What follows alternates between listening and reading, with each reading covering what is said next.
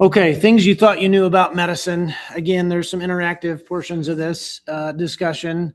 So I want to hear some feedback, and I want to hear what you guys are thinking about. So all things that are somewhat counterintuitive or things that have changed specifically.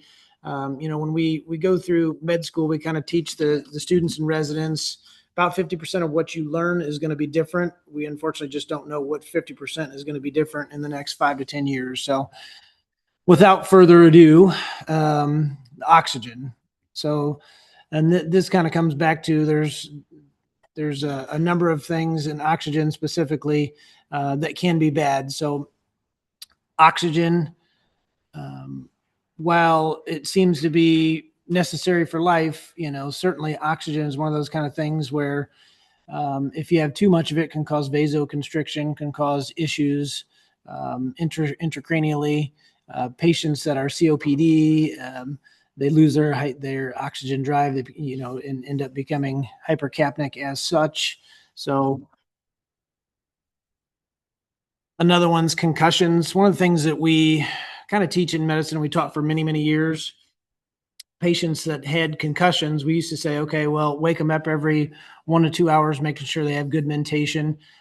Usually with concussions and really head injuries specifically, we will see some sort of intracranial damage, a bleed. Obviously, skull fractures show up right away within the first 4 to 6 hours. So that's typically my initial observation period for these kind of patients.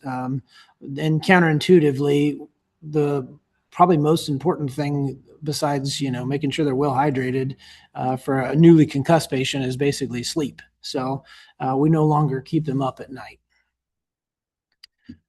Mona Hep B. I know there's a lot of folks, if you've been in EMS for probably 10 to 15 years or longer, Mona Hep B was something that we taught, and this is for people with kind of acute coronary syndrome. If you're concerned for, if you're having a STEMI or myocardial infarction, that kind of stuff.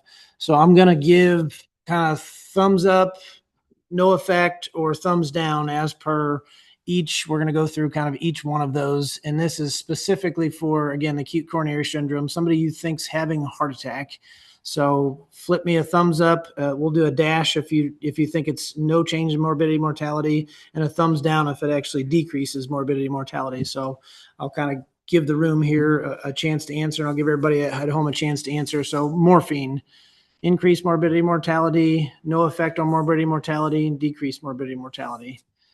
I see a couple thumb up, thumb down, thumb up, and a liner. So patients that have acute coronary syndrome, having a myocardial infarction, typically will have a worse outcome if they are given morphine. So the thought with morphine specifically is, you've got the histaminergic release, you got smooth muscle relaxation. If you're having a myocardial infarction, you got your coronary vessels that are clamping down. The thought is that it would open up the blood vessels and give you more blood flow and relax the myocardium. But we have not done exclusivity trials, so we know the patients that got morphine did worse.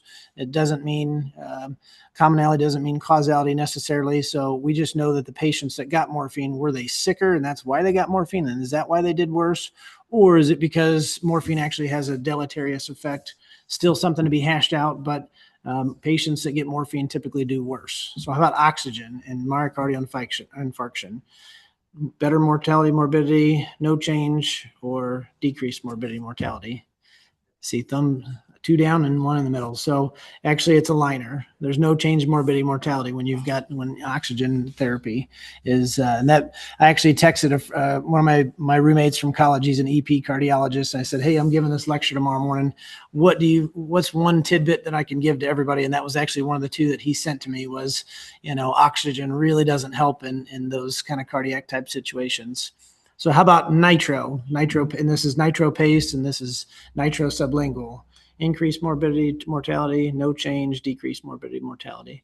So I see 3 thumbs down and one in the liner.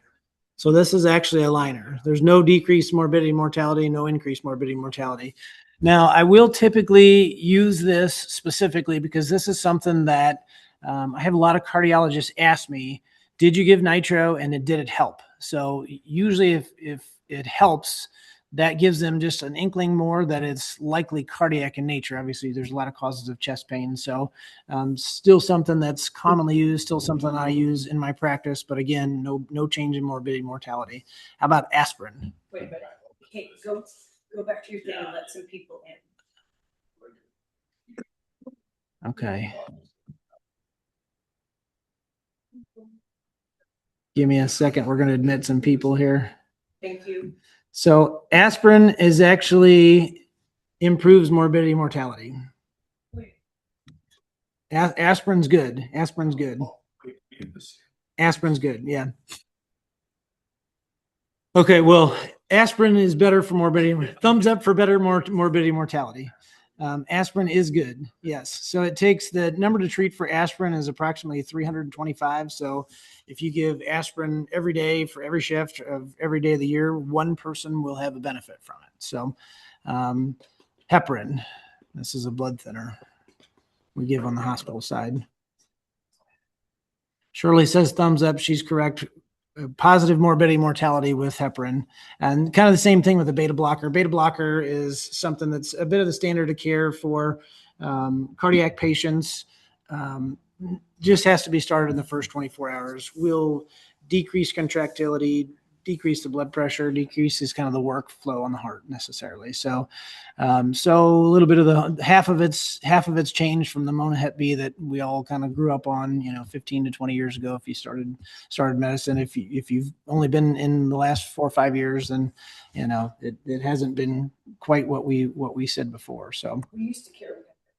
We did used to carry heparin. That's true. Lights and sirens. Here's another one this is one that's been kind of well studied in the EMS literature. Kind of the myth and this is really more in the culture of the, setting itself, the community that, hey, if we rush there and we have lights and sirens, we're going to get better care. We're going to get faster care. We're going to get in the ER quicker. That specifically is not true. We know from studies that when you don't use lights and sirens, the difference between arrival time on scene and arrival to the hospital is within 30 to 90 seconds. And there's been no change in morbidity, mortality. And specifically, conversely, there's a significant reduction in motor vehicle accidents, in workplace injuries, and all that kind of stuff. So not only does it make the patients safer, it doesn't change their outcome, really doesn't change the timing significantly, but it makes us much safer. So again, some of this is a community type thing. I'm always surprised what things come in with lights and sirens, and truthfully what things that don't.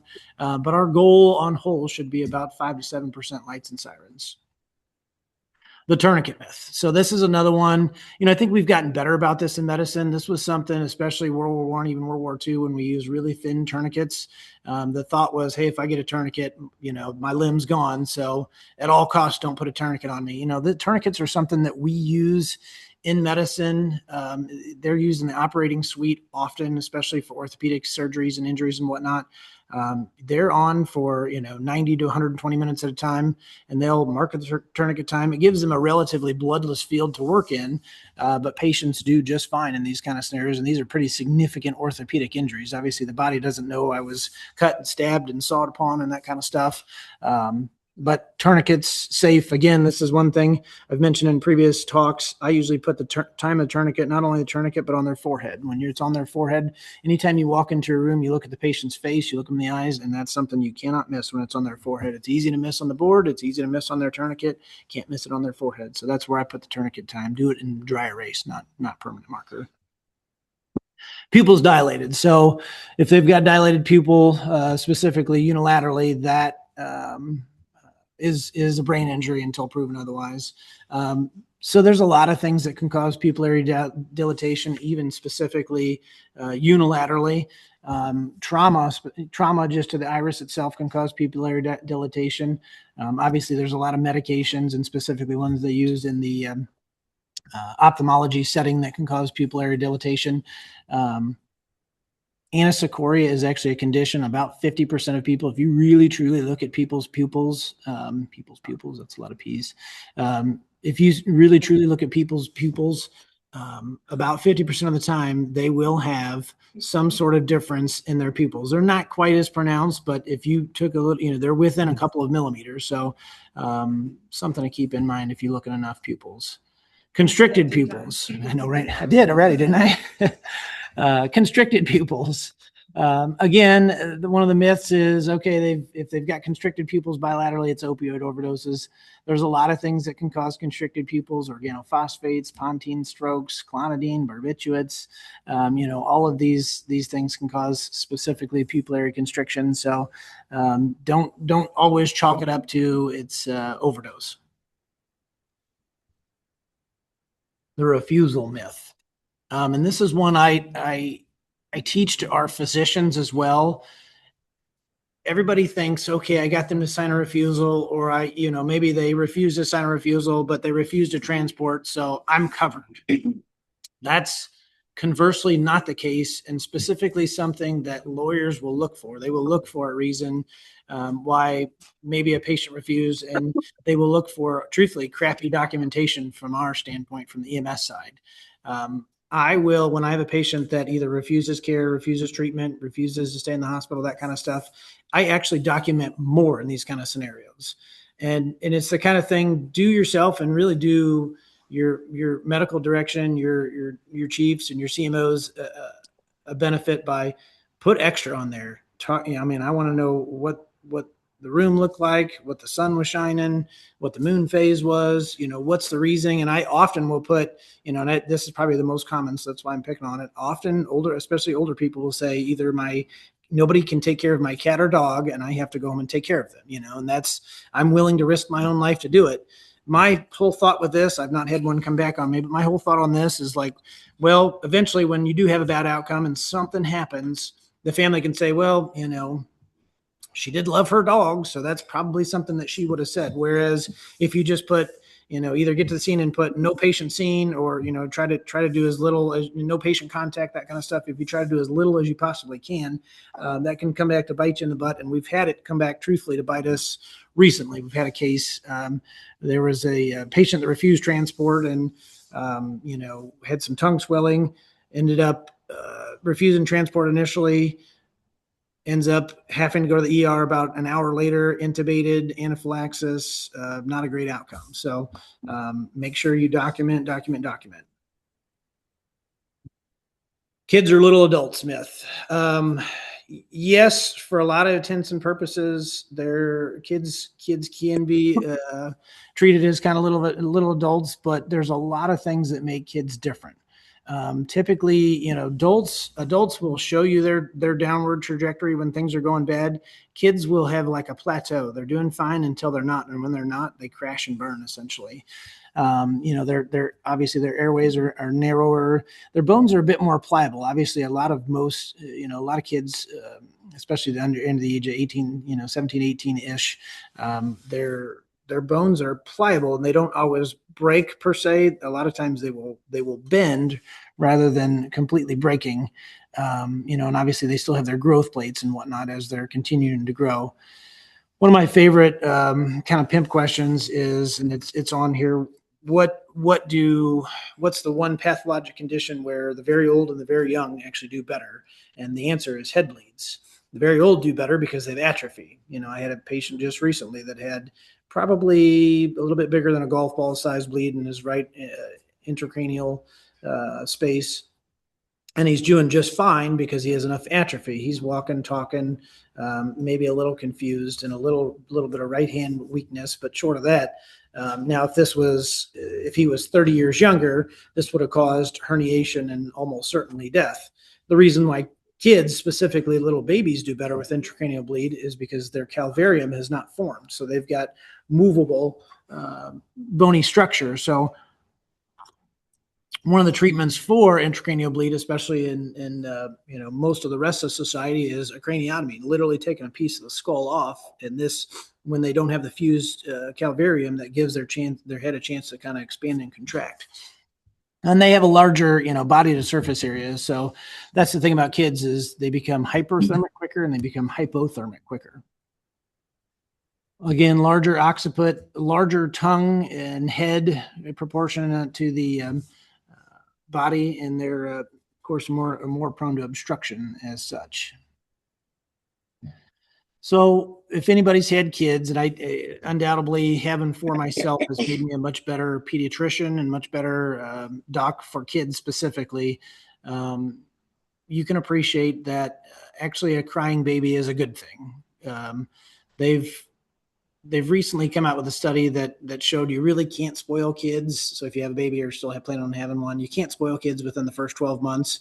And there is some brain chemistry that when they are crying, if you, at a minimum, will talk, there's certainly past years when you can kind of start letting them cry it out, if you will. But within that first year, they do recommend, pick up baby, soothe baby, talk to baby, do something so it helps their brain chemistry so they feel comfortable and they feel safe. But crying baby is a good thing. When you have a baby that's not crying, that is a significant concern. So silent babies are dead babies. Yep. So the respiratory rate is a reliable sign. Myth. Again, respiratory rate is one of these kind of overlooked vital signs. Respiratory rate can tell you a lot about how sick a patient is. That's part of the reason why we have it in our sepsis. That's part of the reason why we have it, in a number of our protocols. There is a phenomenon within the hospital, and I should have probably put a picture of this on the board, where literally every respiratory rate is reported as the same because nobody's actually watching them, and everybody's putting 16 or 18. And that's kind of the prototypical. Well, I threw it in there and I didn't really check it off the monitor. Making sure that you watch for the specific clues, honestly, most of the time if I see somebody wheeled through the door, or if I poke my head in the room, I can watch maybe like 2 or 3 breath cycles, and you kind of know, are they sick or not? Are they tripoding? Are they using accessory muscles? Especially in older folks, are they working too hard? Younger people that are more conditioned and kind of can get through initially things, with a nebulized treatment, let the steroids kick in, let the magnesium kick in, let the, rest of the meds kick in.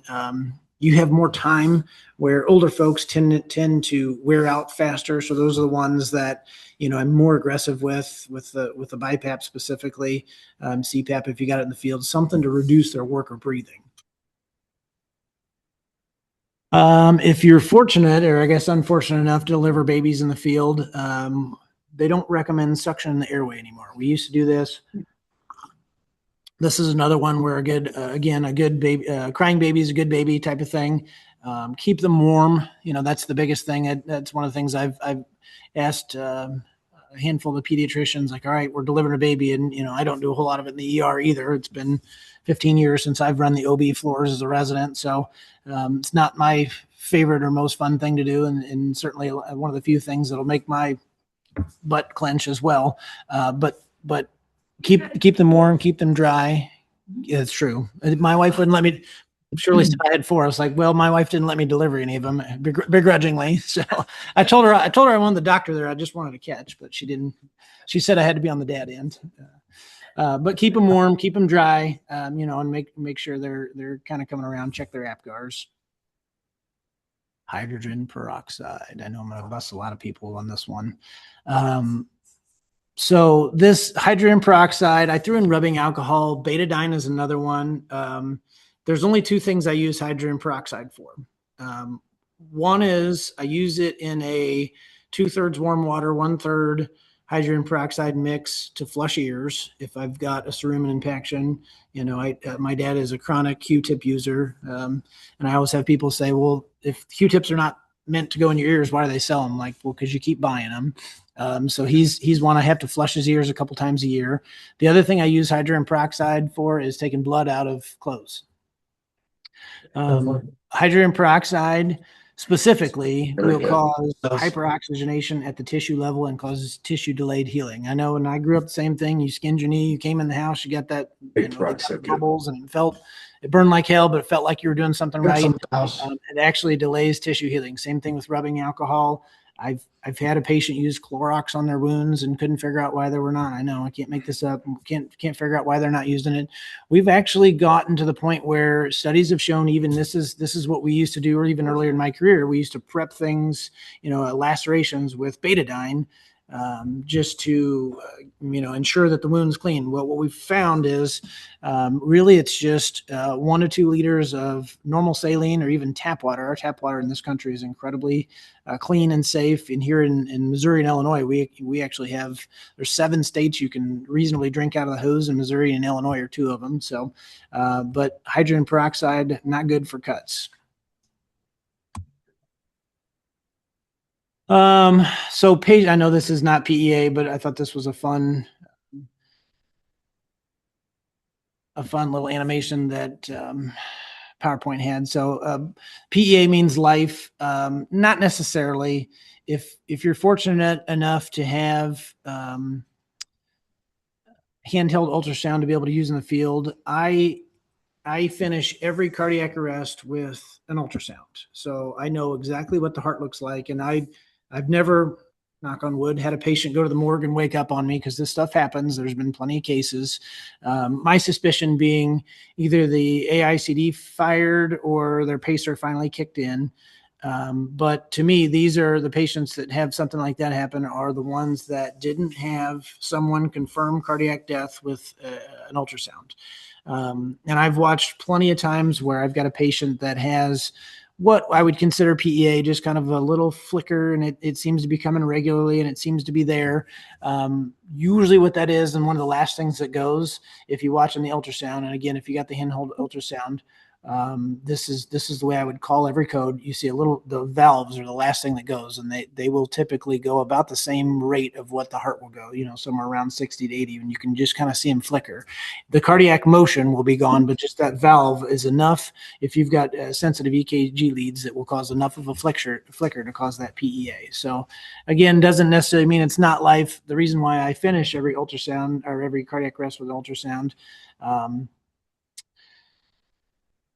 we used to, early in my career, and if you've been doing paramedic long enough, this has probably been you too, we finished every code with a pericardiocentesis. So we couldn't rule out cardiac tamponade without putting a needle in the cardiac, the cardiac window, essentially. So I can reasonably rule out a pericardial effusion and cardiac tamponade with the ultrasound. So I can't say that I've done one the last, probably 10 or 11 years, unfortunately. So, one myth that I think is commonly held: there's no major bleeding because I see no blood. And this is a topic that I've talked about in previous lectures as well. You can lose up to 4 to 6 units in your abdomen. You can lose about 3 to 4 in each pleural space. Even in leg wounds, you can lose multiple units inside the body. If you have a significant fracture, dislocation, a lot of the bones, especially the femur specifically, the most difficult bone in the body to break, will break at an angle, and that angle will cause laceration of the tissue and potentially laceration of a lot of the great structures. So just because you don't see blood on the outside, and this may be a notch for the POCUS, especially when you can see up to as minimal as 300 to 400 mLs of blood in the abdomen with point of care ultrasound pre-hospital. So something that especially in trauma patients, it's one of the first things I reach for is my ultrasound to see, is there blood in the belly, is there blood in the pleural cavity, that kind of stuff. This is one I see a lot too, and this is one I've heard. An affidavit means I send them to the hospital for 3 days, 72 hours. Not necessarily true. From the hospital side, and again, I've been on both sides of this ticket with this kind of thing, representing EMS for the last 15 years, truthfully. When we bring them to the hospital, when we write an affidavit, that affidavit basically guarantees they're seen by a psych professional, at a minimum by proxy with a psychiatrist, if not directly by a psychiatrist. So an affidavit means a psychiatrist has to have signed off on the fact that they're good to go home or they need to stay, type of thing. So, and I've seen this happen often where a patient gets transported. They're in and out of the ER within 1 to 3 hours after they've had kind of all of their clearance done. And then we get a call for them to come right back, and we're like, what the hell happened? So affidavit, unfortunately, doesn't mean 72 hours. This is a bit more of a kind of nomenclature thing. And I hear this often that we'll get a transport in and I'll hear from the report, patient was in status epilepticus. So and I just want to make sure we're all kind of on the same page of, it's not really necessarily a myth in that we're all on the same page of the nomenclature. So status epilepticus is essentially a tonic-clonic seizure. Tonic-clonic means I'm shaking, but the status epilepticus is I've had a shaking tonic-clonic episode that either lasted for 5 minutes or I've not come back to my baseline or I've had multiple within the 5 minute period. So we used to be 30 minutes. We changed that down to 5 minutes. I say we had a new shit, but it was changed down to 5 minutes within the last couple of years, kind of by the neurology community. So again, status epilepticus doesn't mean this. Tonic-clonic means shaking. Status epilepticus means shaking episode, not back to baseline by 5 minutes. So just kind of a nomenclature, not necessarily myth type of thing.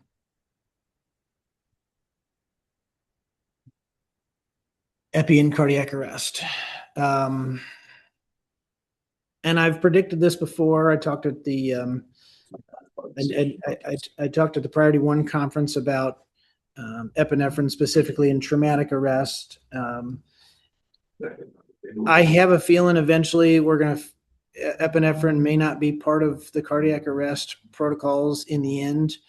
We know specifically it does not improve neurologic outcomes at the 30-day, and that's kind of what we're looking for.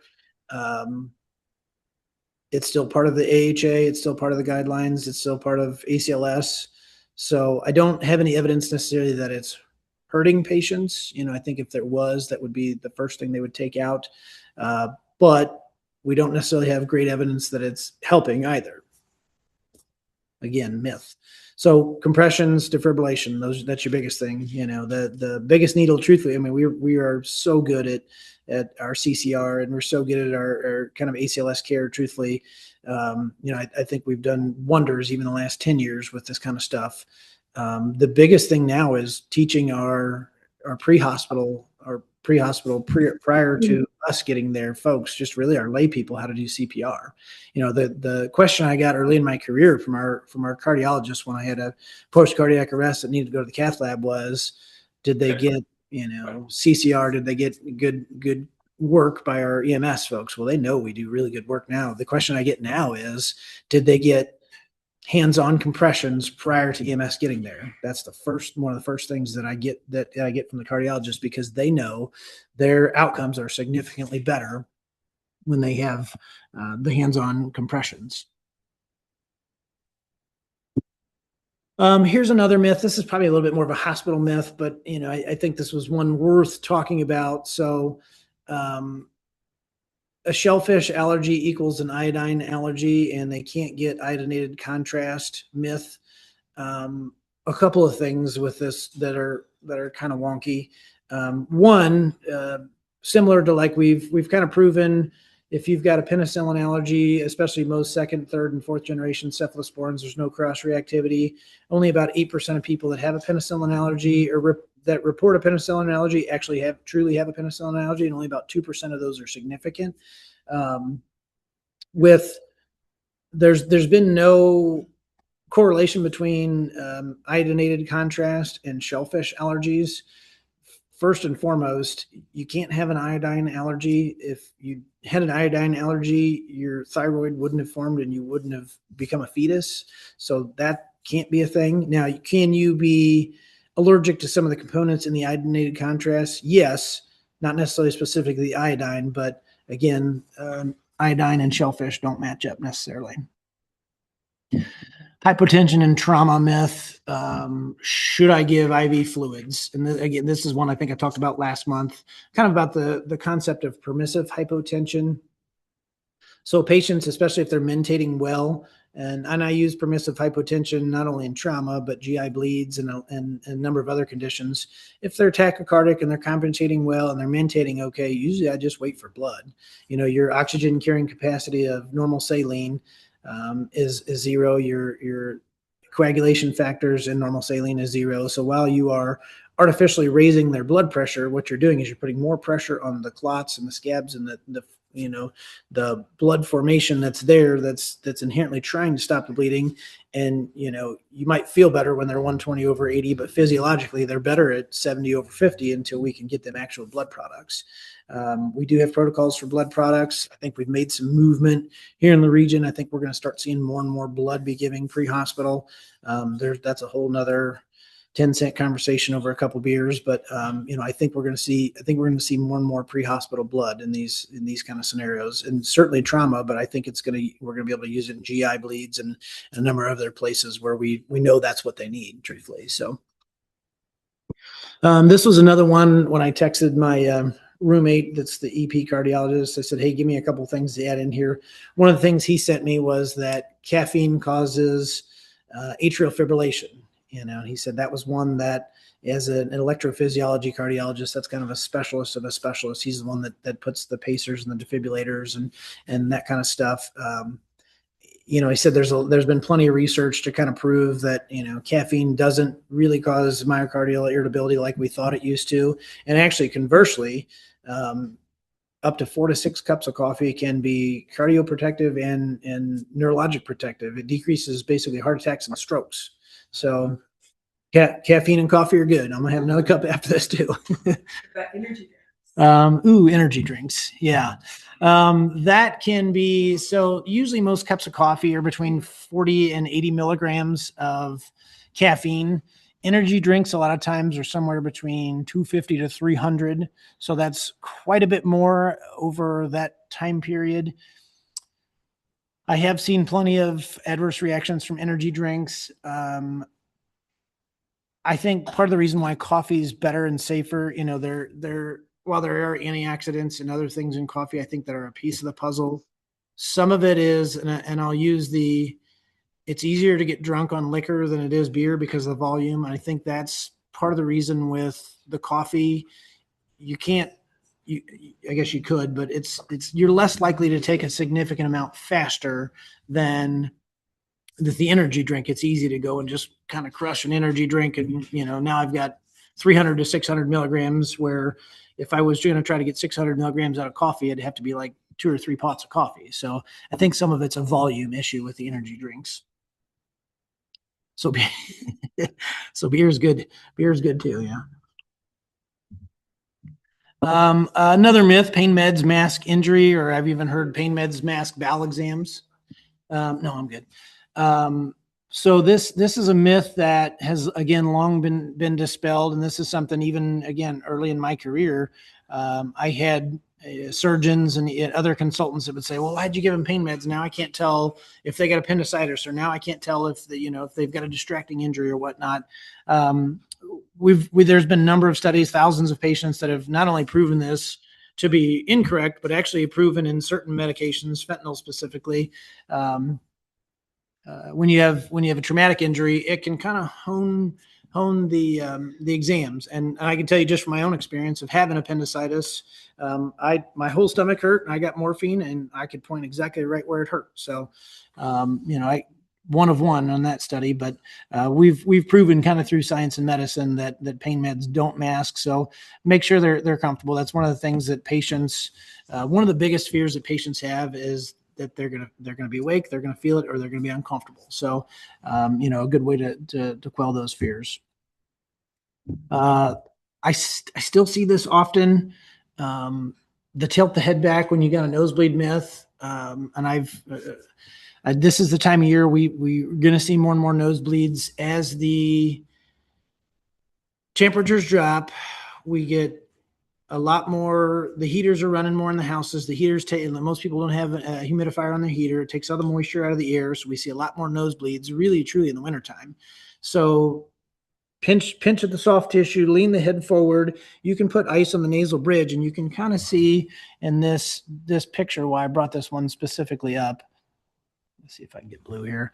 If you pinch here at the anterior soft tissue and you lean the head back, all of this blood, if you've got a posterior bleed, goes straight down in the stomach. And I've seen upwards of a couple units of blood swallowed by the patient because they sat there like this with their head back for an hour plus, and even at home. So pinch the soft tissue, lean the head forward. When you do that, and the blood's heading towards the front, it has nowhere to go. I expect that there's going to be a long blood clot, from anterior all the way back to where the bleed is. I've picked out blood clots that are, at least 8 to 10 inches before. So that's the natural body physiology. You pinch nose, lean the head forward, blood has nowhere else to go. Ice can cause vasoconstriction. The question was why the ice pack. Ice will cause vasoconstriction of the blood vessels. So, if you're over the age of 30, definitely 35, mom and dad had this at home. I can remember having syrup of Ipecac, not myself, but just sitting on the counter or in the medicine cabinet. This was something that kind of every adult was told to have, and this was a poison control thing. What we found is, actually the risk of inducing vomiting is significantly higher than any benefit that we would get from whatever poisoning it is. The unfortunate part is most poisonings, when you've had 15 to 20 minutes, whatever you swallowed, you've taken in and absorbed. The body works very good in that sense. So the majority of times, unless they vomited themselves, inducing vomiting, it really is no longer recommended by the poison control. So a lot of people use Ipecac for purging when they for anorexia. So it's very hard to get, but you can still get it on the internet. They'll send you to China. Yep, you bet. Another myth, and truthfully, we hash out this almost every year. We talk about timing of how long are we going to do the cardiac arrest. We specifically don't have it in our protocols for a lot of reasons, because our protocols are floor, not a ceiling. And I can tell you from doing this for long enough, we want multiple pathways. We want to empower our crews in the field to make the best decision for the situation. We don't want anything to come back from the medical legal where a lawyer can say, put my finger on this, this is what it is. I can tell you from watching the numbers across the region, we've had multiple of ROSC that has been obtained in the 28th to 30th minute and neurologically intact. That's the biggest thing is, and it's easy to say, hard to do from the front side. And yes, while it is sometimes better to get a pulse back just for family closure, it's certainly not the most cost efficient way for the families. Neurologically intact is really truly what we all care about. When you bring the code out to the 37th minute, studies have shown that 99% of the people that are going to have neurologic intact outcomes will be within that 37th minute. Have I coded a hypothermic and or pediatric patient longer than that? Absolutely. And I will probably going forward. Again, we have a floor, not a ceiling. So use your best judgment. You can never give too much Narcan myth. 22 milligrams is my personal record that I've seen I can't remember, somewhere in South County. And it was mostly, and I get it from the police side. You have one thing to do, and that's all you can do. And it's just keep kind of jamming it in there. Once you give 2 milligrams of Narcan intranasally, 67% of the mu receptors are hit. Once you give it IV, 80% or intramuscular, 80% of the receptors are hit. So it's like, if 2 didn't work, you can give 4. If 4 didn't work, it's probably not going to work. That'll wake them up. So the problem is when you give a significant more amount, Narcan is, while it's a low risk, high reward intervention, you can actually get flash pulmonary edema. So, and I found this picture. This is a picture, basically unilateral flash pulmonary edema, but both of the lungs will look at this. This one on the right is a little bit more normal-ish looking. I can tell there's kind of a fluffy, congested appearance, but the one on the left is the one. This is what flash pulmonary edema looks. They just get massive amounts of fluid and edema in the lungs, and that really, they're essentially drowning from within. So, too much Narcan can be a bad thing. 24 milligrams is too much. Yeah. He didn't make it. Another myth is that defibrillation restarts the heart. So actually, nomenclature and really physiologically what's happening is when you've got erratic heart rate, defibrillation actually stops the heart, stops the chaotic rhythm, gives the heart intrinsic ability. You've got the junctional rhythm. The ventricles will typically beat at about 40 a minute. That's when you get the complete heart block, and you'll see a junctional rhythm around 39 to 41. It's almost exactly at 40. That's the inherent rhythm of the ventricles. The atria are closer to like 60 to 80. So that when you defibrillate, it actually stops the heart, lets it reset, and kind of gets back to your normal rhythm. Another myth is that drowning victims will be full of water. More than 50% of the time when you have a drowning victim, they actually have laryngospasms. The body's physiology knows to cut it off. And this is probably we don't know why, but we think something inherently left over from, when we're fetuses and we're in mom's belly and we're in a fluid environment, it's not conducive to have necessarily liquids in your lungs. So about more than 50% of the time when you have a drowning victim, they actually won't have any water, in their lungs. So capnography is only good for intubated patients. Myth. We can use capnography for a lot of different things. One of our former medical directors, we were sad to lose to the state of Washington, and his found his fiance out there, Dr. Mangalat. He did actually some research on sepsis and specifically capnography, but you can use capnography for sepsis. You can use it for DKA. You can use it for shock. It's a great indicator. It's kind of the newest vital sign, if you will, but a great indicator of, and really more real time of what's actually happening with the patient. The pulse ox is usually about 30, 60 seconds behind what's actually happening. And if you've been doing this long enough, you've intubated a patient and you've seen their oxygen continue to go down, even though you're bagging them, even though you're in the right spot, and it will go down for about 30 to 40 seconds. And that's a sucky 30, 40 seconds. I've had it happen to me in the hospital where, I've had other people say, well, it's in the wrong spot, pull the tube. And I'm like, don't touch that tube. It's in the right spot. I know what I did. I know where I saw where it went. And then as you, like, I hope I'm right. I hope it didn't get dislodged, right? And as you start to bag, as you start to kind of come back physiologically, it will bounce back. Well, capnography is real time. Capnography is what's happened within the last second. So, it's a much better, more real time vital sign. I feel like this is going to be one that you're gonna get, Shirley Gessler. Putting ice, butter, or oil on wounds is good for wounds. Myth. Unless you plan on deep frying or baking yourself or putting yourself on the griddle, don't put any type of cooking, butter, oil. Even ice is not necessarily good for open wounds. Again, a lot of times in the ER, not honey, a lot of times in the ER, especially if it's a hand wound or something I can get under the sink, I will just put their arm under the sink and let the good, the tap water run over it and kind of cleanse the wound. If you're at home, shower, let the water kind of run over stuff. We don't even really recommend soap or anything like that. Just let water kind of naturally wash things out. Wounds do much better from that standpoint. So no butter, no ice, no. Yeah, farmer here, he's like, no butter, no ice, no honey.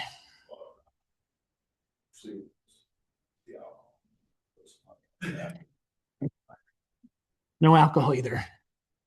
Hyperventilation in head injuries is good. We used to think that was the case, but kind of what we found, and this goes along with hyperoxygenation, can cause vasoconstriction, causes decreased intracranial pressure, less blood flow to the head, especially where you've got an injury, is an issue. So, how am I doing on time, Shirley? Good. It's 9 o'clock. Okay. We know you like to talk. Well, I'll keep going, and if Patrick, I told him about 9 o'clock to jump to log in. So, okay, sounds good. Well, I'll keep going then. Be on the other. Okay, that's fine. So, well, this is actually one of my favorite medicine kind of physiology quotes. So, poison is everything, and this is where this is going to be a little interactive. I'm going to kind of challenge everybody to think of something think of the most benign thing you can think of that is not a poison, and I'll give you a reason as to why it is. So the idea being everything is poison. The dose determines whether it's poison or remedy. So we know we went over oxygen. What else can you think of that may be water? Perfect. That was a good one. So there is the one of them sent was so we're 80% water, right? So ideally on paper, we should be fine to have as much water as we want. You can actually get a condition called water intoxication. It's been documented. There's actually a radio show that did a contest, and the gal died because they drank, I think it was just a gallon of water. It might have been 2 gallons of water, but they did it fast. And what happens when you have too much water? So our blood is, the salinity of our blood is very similar to that of like kind of ocean salt water.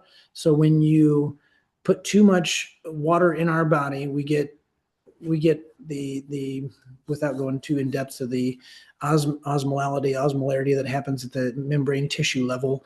Basically, the water that we drink will pull out all of the salts. You'll drop your sodium, drop your chloride, you drop all of your electrolytes. Once you get into the normal sodium specifically is somewhere around 135 to 145. Once you get in the 1-teens, 15 to 110, you start having massive issues, intractable seizures.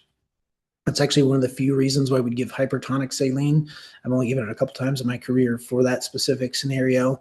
But obviously the potassium, the chloride, the calcium, all of these are paramount for not only cell membrane physiology, but also, the cardiac membranes, all that kind of stuff. So water intoxication, that was one of the more common ones. Anything else that you can think of? But what about sucking on the Cool Whip can? Ready Whip.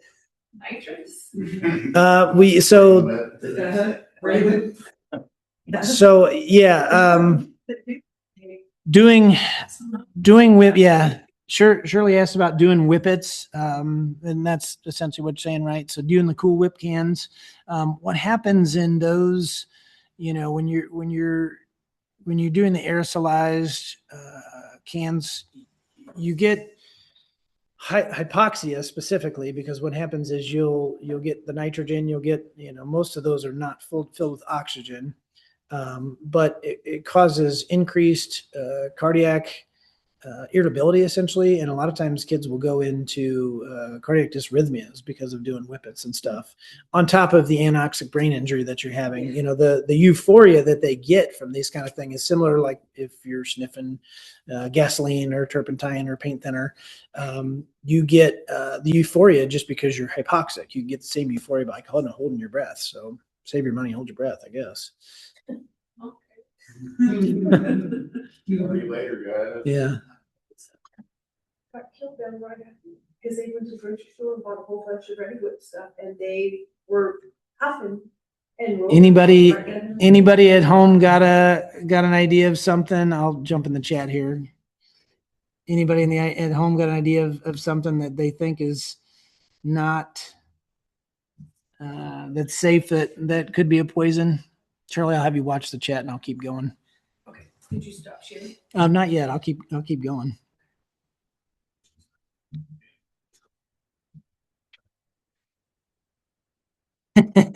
Diet Coke, yeah, Diet Coke and other sodas. There's a lot of not great in sodas. Carbonation is not good. I'm gonna do a talk on kind of health and wellness, and I think it will be probably February. We're actually launching a new protocol app, so that'll be next month. But one of the topics that I've been asked to do is kind of health and wellness for fire EMS specifically. But one of the things I'll talk about is kind of the sucralose and the fake sugars, things they're using in the diet. There's evidence that actually a lot of the diet sodas can actually be worse than regular. Aspartame, sucralose, a lot of them, yeah. How many of you guys work out and you think your testosterone is low? I'm going to talk about testosterone too. Here's another myth: don't swim for 30 minutes. I know we heard this as kids too. Actually, conversely, you are much more likely to have muscle spasming if you haven't eaten or you're dehydrated. So I would counter this with, you actually should make sure you eat before you swim, and make sure you drink plenty of fluids. Make sure you have somewhat salted fluids, just for that sense. You need the salts for the physiology. You need, and also to be able to sweat even when you're swimming. But actually, more often than not, when you have spasms when you're swimming, it's because you haven't eaten, you haven't drank, and or dehydrated. Ugh. Unpopular opinion alert. So melatonin for long-term use in kids is okay myth. Some of the recent studies have come out to show that melatonin, it can be good in the short term. It can kind of help reset the circadian rhythm for kids. I think where the wheelhouse for melatonin lives is if you're doing like distant travel. If you're flying across 6 to 8 to 10 time zones, and the kids are having a tough time transitioning back and forth, and maybe even for adults for that purpose.